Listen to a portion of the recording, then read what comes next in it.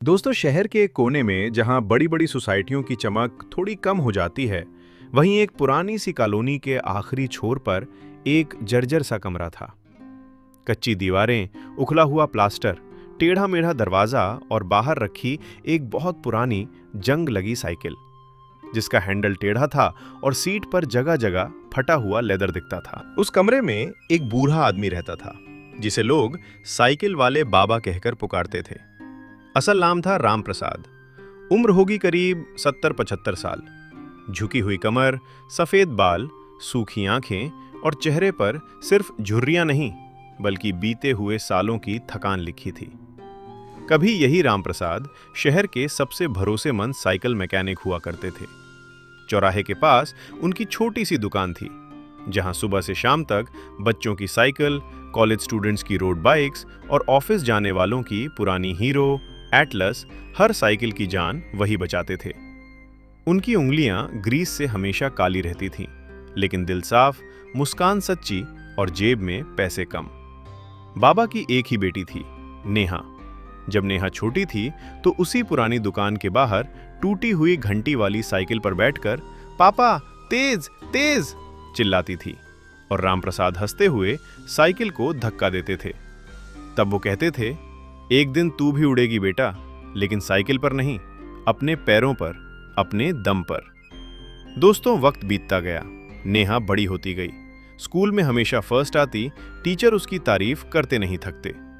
रामप्रसाद हर result वाले दिन दुकान जल्दी बंद कर देते, मिठाई का छोटा सा डिब्बा लेते और कहते, आज मेरी बिटिया ने फिर मेरी गरीबी को शर्मिंदा कर दिया। नेहा का सपना था इंजीनियर बनना, कुछ बड़ा करना, घर बदलना, पापा को उस धूल भरी दुकान से निकालकर एक साफ, अच्छे घर में रखना। रामप्रसाद की जिंदगी का बस एक ही लक्ष्य था, मेरी बेटी पढ़ ले बस, मैं तो जिंदगी भर पंक्चर ही भरता रहूंगा। लेकिन दोस्तों, जिंदगी हमेशा सपनों के हिसाब से नहीं चलती। जिस साल नेहा ने 12वीं पास की, उसी साल शहर में फ्लाईओवर बनने लगा, और जहां रामप्रसाद की दुकान थी, वहीं से एक नोटिस आया, दुकान हटाइए, मुआवजा बाद में मिलेगा।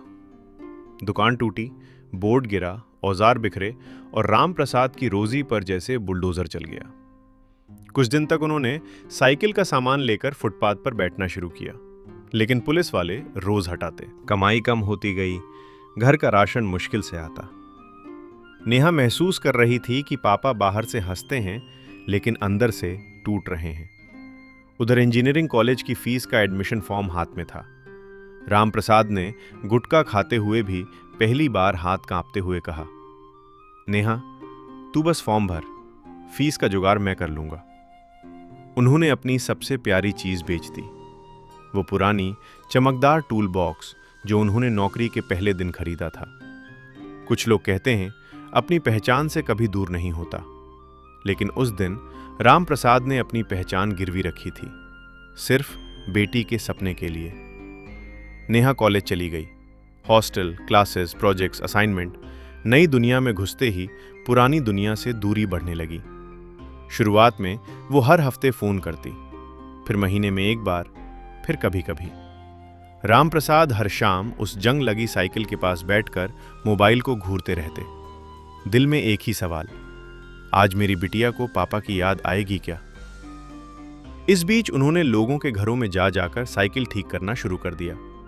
पुराना मैकेनिक था, नाम चल गया। कॉल पर साइकिल वाले बाबा। किसी के बच्चे की साइकिल पंचर हो, किसी का ऑफिस जाने का टायर फूल हो जाए, फोन आता, बाबा अपनी टूटी साइकिल पर औजार लाद कर पहुंच जाते। समय गुजरता गया, 4 साल बीत गए। नेहा ने इंजीनियरिंग पूरी की, कैंपस प्लेसमेंट हुआ, बड़ी कंपनी में जॉब मिल गई, पहली सैलरी आई।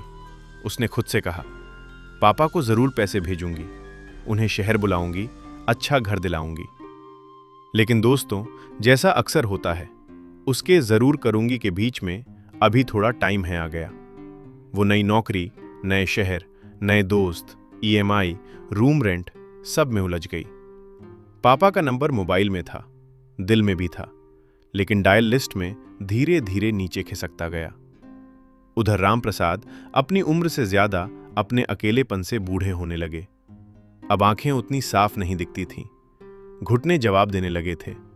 लेकिन काम छोड़ने का मन नहीं था, क्योंकि काम ही तो था जो उन्हें याद दिलाता था कि वो अभी बेकार नहीं हुए। एक दिन साइकिल से लौटते वक्त सड़क पर उनका एक्सीडेंट हो गया। एक तेज रफ्तार बाइक ने टक्कर मार दी और बाबा दूर जा गिरे। साइकिल एक तरफ, औजार एक तरफ, और रामप्रसाद सड़क के बीच पड़े रहे। भीड़ लगी, किसी ने एम्बुलेंस बुलवाई। बाबा को सरकारी अस्पताल ले जाया गया। रिपोर्ट में लिखा था, हड्डियां कमजोर, पैर में फ्रैक्चर, उम्र ज्यादा, देखभाल जरूरी।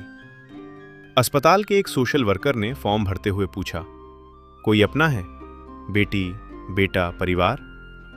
रामप्रसाद ने धीमी आवाज में कहा, है। मेरी बेटी इंजीनियर है, बहुत बड़ी कंपनी में काम करती है, बहुत बिजी है। सोशल वर्कर ने नंबर पूछा। बाबा ने कांपते हाथों से पुराने फोन से नंबर बताया। दोस्तों, इसी शहर के बीचों बीच एसी ऑफिस के एक कॉन्फ्रेंस रूम में बैठी थी वही नेहा। अब वो मैडम कहलाती थी। टीम लीड, बड़ी मीटिंग्स, प्रोजेक्ट्स, क्लाइंट्स, सब उसके कंट्रोल में। तभी उसके फोन पर एक अनजान नंबर से कॉल आया। वो थोड़ी देर देखती रही, फिर रिजेक्ट कर दिया। मीटिंग में हूं। कॉल दोबारा आया। उसने उठाया तो उधर से आवाज आई, मैडम, मैं सिटी हॉस्पिटल से बोल रहा हूं, आप रामप्रसाद जी की बेटी हैं? नेहा ने जल्दी से कहा, हाँ, क्या हुआ पापा को? उधर से आवाज आई, उन्हें एक्सीडेंट हो गया है, पैर में फ्रैक्चर है, उम्र भी ज्यादा है, अकेले हैं, आप आ सकती हैं? उस पल दोस्तों, नेहा के लिए दुनिया जैसे रुक गई। वो मीटिंग रूम, वो स्क्रीन, वो प्रेजेंटेशन सब धुंधला गया। उसे सिर्फ एक चीज याद आई, वो छोटी सी दुकान, साइकिल की घंटी, पापा का पसीने से भीगा हुआ चेहरा और वो आवाज, बेटा तू बस पढ़ ले। नेहा बिना कुछ बोले मीटिंग से उठी, ऑफिस से निकल रही और सीधे अस्पताल पहुंची। वहां उसने जो देखा वो उसकी सालों की नींद तोड़ने के लिए काफी था। बेड पर लेटे थे रामप्रसाद। हाथ पर ड्रिप लगी थी, पैर पर प्लास्टर, और सिरहाने पर रखी थी वही पुरानी टोपी जिसमें कभी दुकान का नाम लिखा होता था। अब रंग बस हल्का सा दिखता था। नेहा को देखते ही बाबा ने आंखें छोटी करके कहा, कौन? वो पास गई, हाथ पकड़कर बोली, पापा, मैं नेहा, आपकी नेहा। रामप्रसाद की आंखों में अचानक चमक लौटी, होंठ कांपे, आवाज निकली, सच में मेरी इंजीनियर बेटा? नेहा फूट फूट कर रोने लगी। गले लगकर सिर्फ एक ही बात कहती रही, पापा माफ कर दो, बहुत देर कर दी, बहुत देर। दोस्तों, उस पल न कोई बड़ी नौकरी मायने रखती थी, न बड़ी कंपनी, न बड़ा पैकेज। उसे लगा कि वो जितनी दूर भागी, हर कदम पर अपने पापा को अकेला छोड़ती गई। अगले कुछ दिन नेहा ने ऑफिस से छुट्टी ली, हॉस्पिटल में पापा के साथ बैठी रही। डॉक्टरों ने बताया, उम्र ज्यादा है, देखभाल में कमी नहीं होनी चाहिए, खाना, दवा, फिजियोथेरेपी सब समय पर। डिस्चार्ज के कागजों में एक कॉलम था, अगला सहारा कौन? नेहा ने वहां अपना नाम लिखा, साइन किया और मन ही मन एक बात ठान ली, अब ये बूढ़े हाथ अकेले नहीं रहेंगे। दोस्तों, असली कहानी अब शुरू होती है। नेहा के सामने दो रास्ते थे, एक तरफ करियर, शहर, ऊंचा पैकेज, प्रमोशन, दूसरी तरफ एक बूढ़ा बाप, टूटी साइकिल और छोटी सी कैलनी। उसने एक तीसरा रास्ता चुना जो शायद कठिन था लेकिन सही था। उसने अपनी कंपनी में ट्रांसफर की रिक्वेस्ट डाली, उसी शहर में जहां उसके पापा थे। पैकेज थोड़ा कम हुआ, पोजीशन थोड़ी नीचे आई, लेकिन अब ऑफिस से घर आने पर दरवाजे के बाहर पापा की खांसी सुनाई देती थी, खाली दीवारें नहीं। नेहा ने फैसला किया कि जिस तरह उसके पापा ने उसकी पहचान बनाने के लिए अपनी दुकान खो दी थी, अब वो उसके नाम की एक नई पहचान बनाएगी। उसने पुरानी कॉलोनी में वही टूटी दुकान की जगह देखकर एक बोर्ड लगवाया, रामप्रसाद और बेटी, साइकिल पॉइंट, रिपेयर, रेंट और फ्री सर्विस गरीब बच्चों के लिए। दोस्तों, शुरुआत के दिन आसान नहीं थे। लोग हंसते थे, इंजीनियर होकर साइकिल की दुकान, कुछ बोलते, इतनी पढ़ाई करके आखिर वापस यहीं आना था। लेकिन धीरे धीरे लोगों ने कुछ और देखना शुरू किया। सुबह दुकान के बाहर कुर्सी पर बैठे रामप्रसाद, जिनके पास अब पंखा, दवा और बेटी का साथ था। अंदर नेहा, जो ग्राहकों की साइकिल ठीक करवाती, बिल बनाती और साथ में पास के स्कूल के बच्चों को फ्री में उनकी साइकिल सर्विस देती। नेहा ने शहर के कुछ लोगों को जोड़कर एक छोटी सी स्कीम शुरू की। जो लोग नई साइकिल खरीदते, उनसे कहती, पुरानी मत फेंको, यहां छोड़ जाओ, हम उसे ठीक करके गरीब बच्चों को देंगे। दोस्तों, धीरे धीरे दुकान सिर्फ एक दुकान नहीं रही, वो सपनों को दोबारा चलाना शुरू करने की जगह बन गई। एक शाम जब सूरज ढल रहा था, दुकान के बाहर एक नई कार आकर रुकी। उसमें से उतरे नेहा के पुराने ऑफिस के बॉस और कुछ सहकर्मी। उन्होंने दुकान देखी, बोर्ड पढ़ा और हल्की मुस्कान के साथ बोले, नेहा, तुमने प्रमोशन तो छोड़ दिया, लेकिन जिंदगी में कुछ बड़ा हासिल कर लिया। राम प्रसाद ने यह सब सुना, नेहा की तरफ देखा, उसकी पीठ पर हाथ रखा और बस इतना कहा, बिटिया, तू इंजीनियर तो पहले ही बन गई थी, लेकिन आज तू इंसान बन गई है। दोस्तों, कहानी यहीं खत्म नहीं होती। कुछ महीनों बाद शहर के एक लोकल चैनल ने इस छोटी सी दुकान पर डॉक्यूमेंट्री बनाई, इंजीनियर बेटी और साइकिल वाला बाबा। वीडियो वायरल हुआ, लोग आने लगे, कुछ मदद करने, कुछ सिर्फ आशीर्वाद लेने।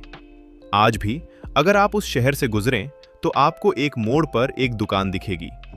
बाहर एक बूढ़े आदमी की हंसी होगी, अंदर एक बेटी की व्यस्तता और दरवाजे पर टंगी एक छोटी सी लाइन। जब बच्चे सपनों के पीछे भागते हैं तो माँ बाप दरवाजे की चौखट बनकर खड़े रहते हैं। अगर कभी लौटना हो तो ये चौखट गिरने मत देना। दोस्तों, इस कहानी का सबसे बड़ा सच यही है, हम अक्सर सोचते हैं कि हम अपने माँ बाप को बाद में समय देंगे, लेकिन उम्र और इंतजार किसी की मीटिंग, टारगेट या प्रमोशन का इंतजार नहीं करते। नेहा अगर चाहती तो दुनिया की सबसे बड़ी कंपनी की सबसे बड़ी चेयर पर बैठ सकती थी, लेकिन उसने समझ लिया कि सबसे ऊंची कुर्सी भी उस खाट से छोटी है जिस पर बूढ़ा बाप बैठकर अपने बच्चे का इंतजार करता है। तो दोस्तों, अगर इस कहानी ने दिल को जरा भी छुआ हो तो आज बस इतना कीजिए, एक कॉल कीजिए उस नंबर पर जहां अक्सर आप लिखते हो, बाद में बात करूंगा। क्योंकि हो सकता है कहीं कोई राम प्रसाद, कहीं कोई साइकिल वाला बाबा आज भी आपकी आवाज सुनने के लिए अपने पुराने फोन की स्क्रीन को घूर रहा हो।